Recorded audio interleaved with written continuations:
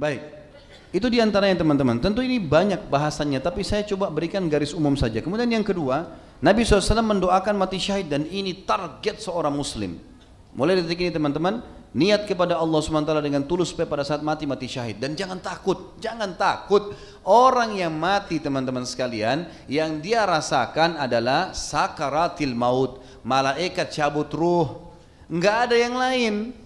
Jangan antum terpengaruh dengan pemandangan. Ada orang ditabrak kereta api kepalanya hancur, ada orang tenggelam di lautan dimakan ikan nggak ditemukan sepotong pun badannya, ada orang naik pesawat meledak nggak ditemukan hangus, dan ada orang mati di ranjang. Mana mati yang enak?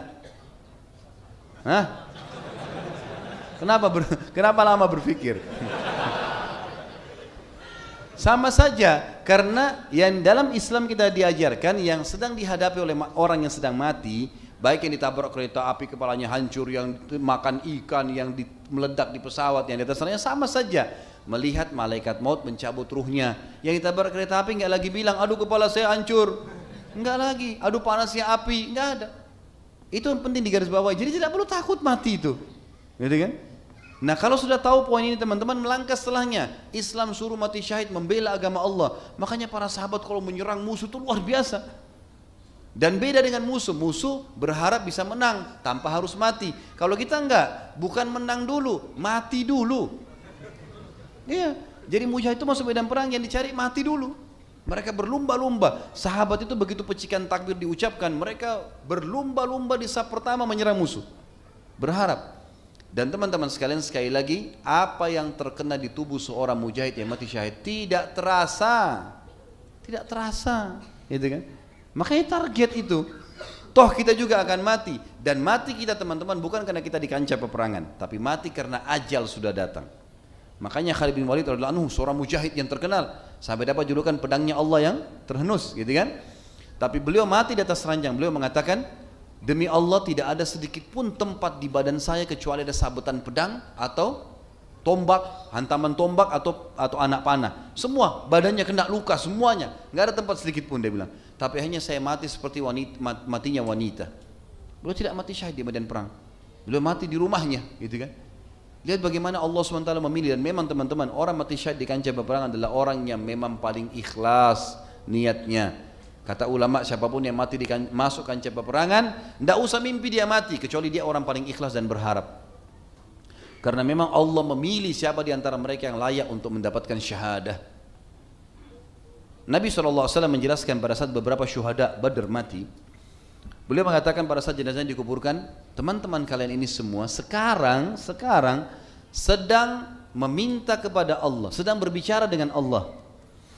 Dan mereka berkata, ya Allah, kembalikan kami ke dunia, karena kami ingin perang lagi, mati lagi. Jadi bukan kembali untuk ketemu istri, ketemu anak, kembali kerjaan, makanan favorit, bukan. Kembali, kalau dia sudah lihat nih apa yang Allah janjikan, dia kembali mati, kembali hidup, berperang supaya dibunuh lagi. Hanya itu, karena luar biasa karunia Allah berikan. Lalu Allah mengatakan, sudah menjadi hukumku, tidak akan ada pernah yang kembali. Lalu mereka berkata, ya Allah kalau begitu sampaikan kepada saudara-saudara kami yang belum menyusul kami, agar mereka nggak usah takut, nggak usah sedih, mati aja di jalan Allah. Sudahlah, nggak usah ragu, gitu kan? Itu pun belum tentu dia mati loh ya, kalau dia masuk aja belum tentu dia mati. Kalau dia ikhlas Allah kasih dia mati itu. Ya. Maka turunlah firman Allah SWT, A'udzubillahi minasyaitonirrajim, wala tahsabanna alladziina qutilu fi sabilillahi amwatan bal ahya'un 'inda rabbihim yurzaqun. Jangan kalian mengira orang-orang yang mati di jalan Allah mereka mati, tapi mereka hidup di sisi Tuhan mereka dan mereka diberikan rezeki yang melimpah. Farihina bima atahumullah min fadlih.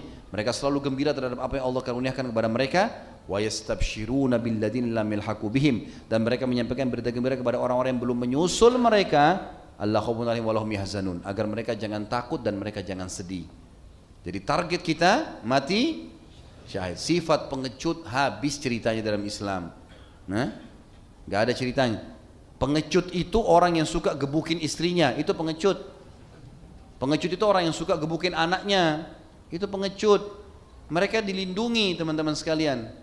Pemberani orang yang masuk di kancah peperangan, jihad dikumandangkan, dia di saf pertama, itu pemberani. Harus berani nih, harus pada tempatnya. Makanya Nabi SAW berdoa agar dijauhkan dari sifat pengecut itu sendiri. Baik, teman-teman sekalian, kalau kita bicara masalah syahadah, kita tidak bisa lepas dari masalah jihad. Maka kita akan bicara sedikit tentang masalah jihad. Tentunya panjang babnya kalau kita mau bahas. Jihad itu akan jadi wajib fardu ain dalam beberapa keadaan. Yang pertama, kalau wilayah kita sedang diserang, seperti kasus Palestina dijajah oleh Israel, atau dulu Indonesia dijajah oleh Belanda dan Jepang, itu sudah tidak ada pilihan, fardu ain, harus antum melawan, membela. Yang kedua, kalau pemimpin wilayah, pemimpin negara kita itu memanggil untuk jihad, memanggil untuk jihad, maka pada saat itu dia sudah wajib untuk berjihad, ikut dengan pemimpin tersebut, gitu kan? Baik ini membela negara ataupun memang ekspansi Islam. Yang ketiga, orang yang terjebak di sebuah wilayah konflik yang memang itu terjadi perang agama. Dia lagi safar satu tempat, ternyata pesawatnya dibajak lah atau apalah, kemudian dia masuk satu lokasi konflik, lagi terjadi perang agama, ya sudah, dia ikut di situ. Antara Islam dengan yang lain tentunya, bukan antara non Muslim, tapi antara Islam sama agama lain. Ini termasuk sebagian ulama mengatakan masuk dalam masalah fardu ain. Dia sudah membela dirinya, nggak mungkin dia lari dari kancah peperangan, karena lari dari kancah peperangan dosa besar, ya kan? Termasuk Imam Madhabi masukkan dalam hadis Nabi SAW, hitunglah 7 dosa besar yang membinasakan diantaranya tawalli yaumaz zahf, lari dari kancah peperangan. Jadi nggak ada sifat pengecut, putus asa, sangka buruk, ini habis teman-teman, nggak ada dalam kehidupan kita. Buang jauh-jauh. Nggak boleh pengecut, bela kebenaran, agama Allah. Nggak boleh putus asa, gagal, tetap bangkit, yakin semua ada pahalanya. Sampai kata Nabi SAW, kalau di tangan kalian ada ya bibit tanaman, sementara kalian tahu besok kiamat, tetap tancapkan. Jadi, ada urusannya itu. Tetap saja. Abdullah bin Umar pernah menanam semacam pohon kurma di akhir hidupnya beliau. Murid-muridnya tanya, kenapa anda tanam ini? Kata, anda sudah tua, untuk apa? Mau tidak bisa dirasakan juga. Kata dia, akan bermanfaat untukku di akhirat, karena ini akan bermanfaat untuk generasi yang datang setelahku di dunia. Di akhirat aku dapat pahalanya. Karena kata Nabi SAW, siapa yang tanamkan pohon, ya, maka dia akan tidak ada burung yang memakan atau serangga yang memakan daunnya atau buahnya, atau orang bernaung di bawahnya, baik manusia ataupun jin. Kita nggak pernah lihat jin, kecuali akan jadi pahala buat dia. Jadi besar sekali motivasinya untuk menjadi orang yang berhasil, itu luar biasa dalam Islam, teman-teman sekalian. Jadi ini termasuk hal yang mesti digarisbawahi tentunya. Baik, jihad di sini berarti fardu ain kalau tadi 3 keadaan ya, sudah saya jelaskan. Kalau kita tiba-tiba diserang, dijajah, atau pemimpin negara kita mengajak, atau kita terjebak di wilayah yang sedang konflik dan memang antara Islam sama non Muslim, kita tidak boleh lari dari kancah peperangan.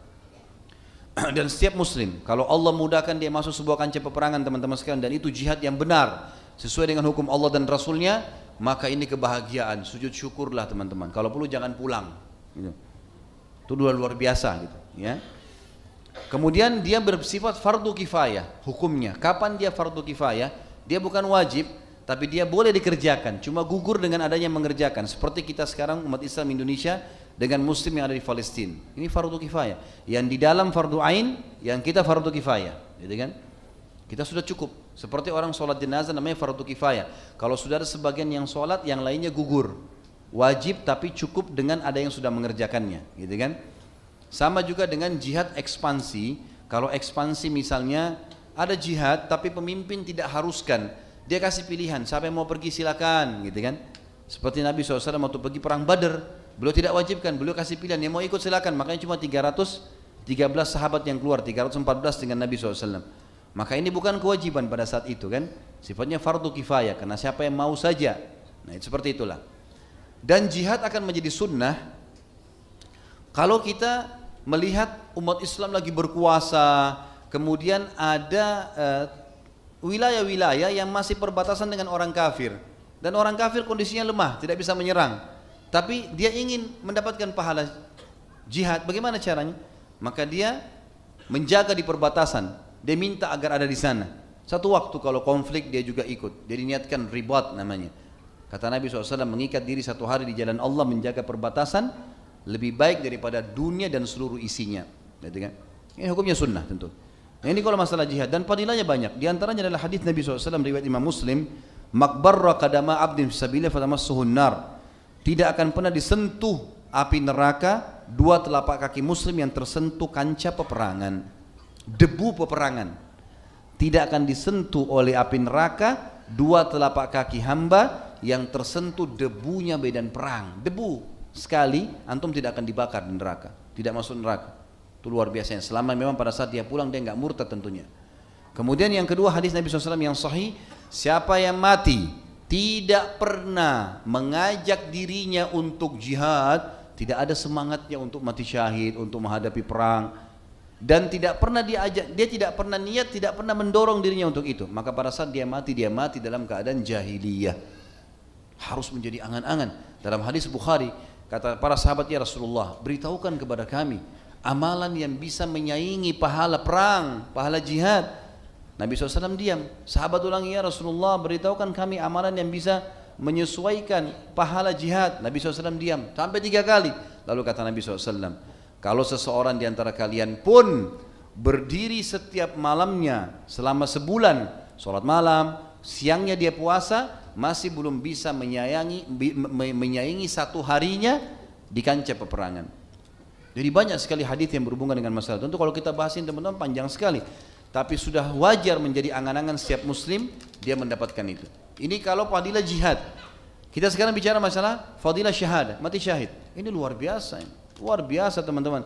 Kalau Allah karuniakan sampai saking pentingnya berharap mati syahid, kata Nabi SAW, man talaba syahadata bisidq ballagahu Allahu manazil syuhada wa in mata ala firashi.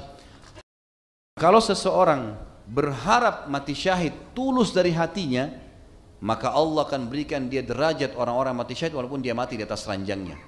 Baik, seperti apa fadilah orang mati syahid? Di antara hadisnya adalah kata Nabi SAW, lisyahidi indallahi sittu khisal.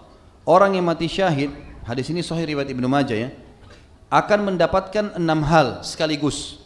Yang pertama, yukfar lahu fi awal dif'ati min damih. Semua dosanya akan dimaafkan begitu darah pertamanya terteteskan.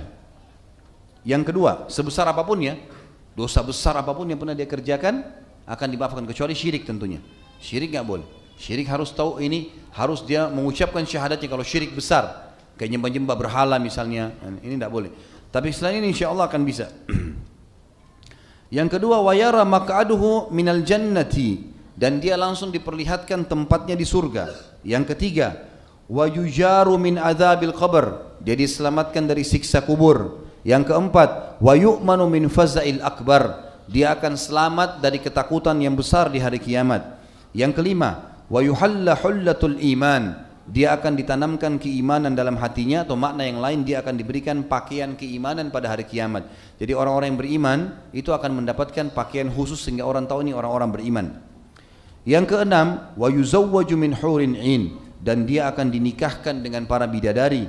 Wa yashfa' fi 70 insanan min aqaribih, dan dia akan memberikan pertolongan 70 orang dari keluarganya untuk masuk surga bersamanya.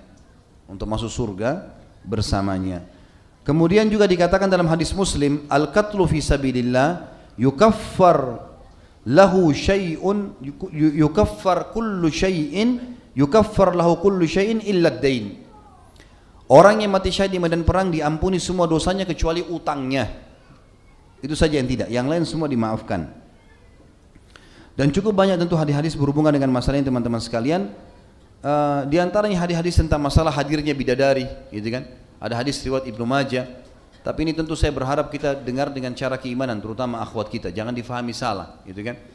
Karena kata Nabi SAW, siapapun yang mati syahid, maka kedua istrinya dari bidadari berlumba-lumba menjemputnya seperti seorang ibu yang berlumba-lumba menyusui anaknya.